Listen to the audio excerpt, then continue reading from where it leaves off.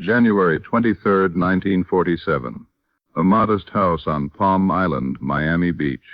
In a bedroom overlooking Biscayne Bay, a dying man raises his hand with tremendous effort and whispers 4 words that surprise everyone in the room. I want a priest. Al Capone had not stepped inside a church in 25 years. He had not said a prayer since childhood. He had built an empire on violence, lived by rules that mocked everything his Catholic mother had tried to teach him. But now, with just 2 days left to live, facing the ultimate judgment that no lawyer could postpone and no amount of money could influence, Alphonse Capone was ready to do something he had avoided his entire adult life. He was ready to tell the truth. This is the story of those final hours, not about crime or punishment, but about something deeper and more universal, about what happens when a man who has spent his life running from his conscience finally stops running, about the weight of secrets carried for decades, and the profound relief that comes from finally setting them down.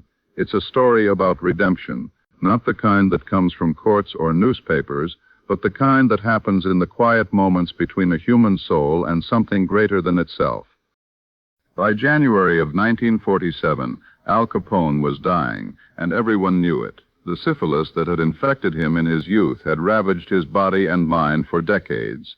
The once powerful man who had commanded fear and respect throughout Chicago was now a frail shadow, weighing barely 130 pounds, his body bent and weakened by years of untreated disease. But it wasn't just his body that was failing. His mind, once sharp enough to run a multi-million-dollar empire, now drifted in and out of clarity. Some days he knew where he was. Some days he thought he was still a young man in Brooklyn. Some days he didn't recognize the devoted wife who had stood by him through everything. May Capone had been caring for her husband with the patience of a woman who understood that love sometimes means watching someone fade away, one small piece at a time. She had arranged his medications, managed his care, and created a peaceful environment where he could find what comfort remained available to him. But as January progressed, something began to change in Al. During his lucid moments, which came less frequently now but with startling clarity, he seemed troubled by something beyond his physical pain. May would find him staring out the window at the water, his face carrying an expression she had never seen before. Not confusion, not the blank emptiness that came with his illness, something deeper, something that looked almost like fear, not fear of death. Al Capone had faced death countless times and had never shown fear. This was different. This was the look of a man who had suddenly remembered something he had spent decades trying to forget. On the evening of January 21st, May was sitting by Al's bedside, reading to him from the newspaper as she often did during his alert periods.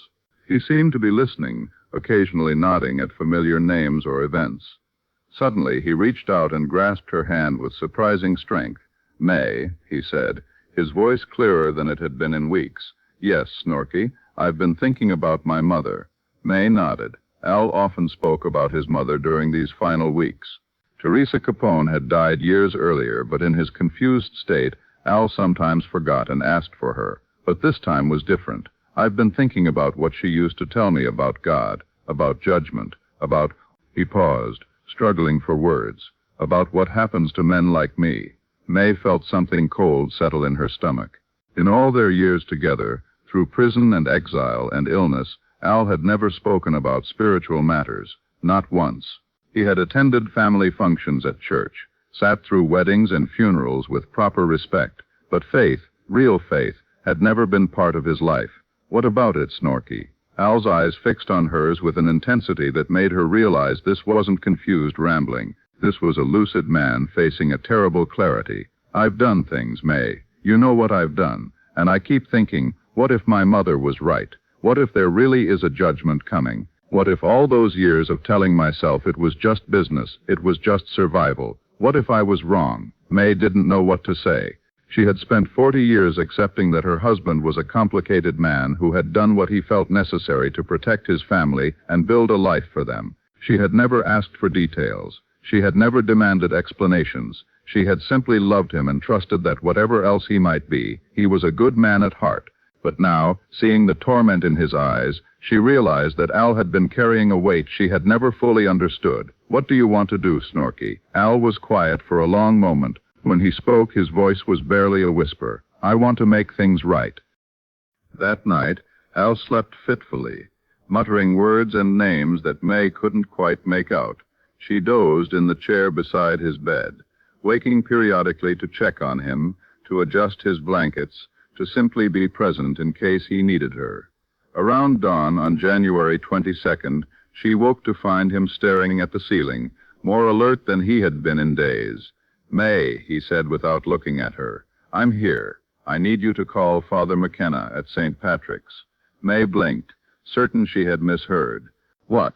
Father McKenna, at St. Patrick's Cathedral in Miami Beach. I need to speak with a priest." May studied her husband's face. There was no confusion there now, no uncertainty. This wasn't the ramblings of a dying mind. This was a decision, made with whatever clarity remained to him. "Are you sure, Snorky? I've never been more sure of anything in my life." May had known Father McKenna slightly. He was an Irish priest in his 60s who had served the growing Catholic community in Miami Beach for over 20 years. She had met him at a few community functions, had always found him to be a kind, practical man with a reputation for discretion and compassion. But she had also heard the whispers about Al's identity, about their family. She wondered if Father McKenna would come. "What if he won't come?" she asked gently. Al turned to look at her, and his eyes held something she had never seen there before, humility. "Then I'll die without making peace. But I have to try, May. I can't go with all this weight still on me." May squeezed his hand. "I'll call him." Father Patrick McKenna received May Capone's call while he was preparing for morning mass. The request was simple. Would he come to minister to a dying man? He had done this countless times over his 23 years in the priesthood. Last rites, final confessions, the sacred duty of helping souls prepare for their journey beyond this life. It was perhaps the most important work he did. But this call was different. May Capone had been respectfully vague about the urgency, but she had not been vague about who was asking. Father McKenna knew exactly who Al Capone was. Every priest in America knew. He had read the newspaper accounts of the trials, the imprisonment, the rumors about violence and corruption. He had formed his own opinions about the man, as most people had. But as he hung up the phone and stood in his small rectory office, Father McKenna found himself facing a question that went to the heart of his calling. Was redemption available to all souls, or only to the ones whose sins were small enough to be comfortable? He thought about Christ's words, "I have not come to call the righteous, but sinners to repentance." He thought about the thief on the cross, who in his final moments had found grace. And he thought about the sacred duty of a priest to serve God, not to judge who was worthy of God's mercy. An hour later, Father McKenna was driving across the causeway to Palm Island, carrying his prayer book and the small case that contained everything necessary for the last rites of the Catholic Church. He had no idea what he would find when he arrived at the Capone house. But he knew why he was going, because a dying man had asked for God's mercy, and who was Patrick McKenna to decide whether that mercy should be offered? Father McKenna arrived at the Capone house just after noon. May answered the door herself, her face showing the strain of weeks of watching her husband decline. "Father, thank you for coming," she said simply. "How is he today?" "Alert, more alert than he's been in weeks. It's as if he's been waiting for this." May led the priest through the modest home to the bedroom where Al lay propped up against pillows, looking out the window at the bay. When he heard footsteps, he turned, and Father McKenna saw a face that bore no resemblance to the intimidating figure from the newspaper photographs. This was just a sick, frightened man in the final stages of life, seeking something he had never asked for before. "Mr. Capone," Father McKenna said gently, "I'm Father McKenna. Your wife said you wanted to speak with me." Al nodded weakly. "Thank you for coming, Father. I know who I am. I know what people say about me. I wouldn't blame you if you turned around and left. That's not why I'm here," Father McKenna said, pulling a chair close to the bed. "I'm here because you asked for spiritual care, and that's what I do. Nothing else matters." Al studied the priest's face for a moment, as if trying to determine whether this kindness was genuine. "I need to confess, Father. I need to tell someone about the things I've done, the things I've carried. Father McKenna nodded. That's what confession is for, to unburden the soul and seek God's forgiveness. But what I've done, Father, I don't know if God forgives men like me. The priest leaned forward slightly. That's not for you to decide, son. That's for God to decide. And God's mercy is greater than any of us can understand. May quietly left the room, closing the door behind her to give her husband the privacy that this sacred moment required. What transpired in that room over the next 2 hours was never fully revealed. The seal of confession is absolute, and Father McKenna took those secrets with him to his own grave. But through the closed door, May could hear the rise and fall of voices. Al's weak but steady, the priest's calm and reassuring. Occasionally she heard her husband's voice break, heard what sounded like weeping. At one point the conversation stopped entirely, and May wondered if Al had fallen asleep, or if his strength had simply given out. But then the voices resumed, quieter now, more intimate. Later, Father McKenna would describe that afternoon as one of the most profound experiences of his ministry, though he never revealed details. He would say only that he had witnessed a man wrestling with his conscience and emerging, if not victorious, then at least at peace. I have heard many final confessions, he told his bishop years later, but I have rarely seen a soul more eager to unburden itself, or more genuine in its repentance. What is known is that Al spoke not just about his crimes, but about the man he had wanted to be, about the boy who had loved his mother and dreamed of supporting his family through honest work, about the moment when he had first chosen the easy path instead of the right path, and how that choice had led to a lifetime of other choices that took him further and further from the person he had wanted to become. He spoke about the men who had died because of his decisions, about the families destroyed by the violence of his empire. He spoke about the weight of carrying secrets that had poisoned his sleep for decades, and perhaps most importantly, he spoke about his fear that he had waited too long, that the damage was too great, that redemption was beyond his reach. When Father McKenna finally emerged from the bedroom, his face showed the exhaustion of a man who had just witnessed something profound and sacred. Mai rose from where she had been sitting in the living room, her hands clasped tightly in front of her. "How is he?" she asked. "He's sleeping now," the priest said, peacefully. Did he? Father McKenna chose his words carefully. "Your husband sought God's forgiveness, and I believe he found it.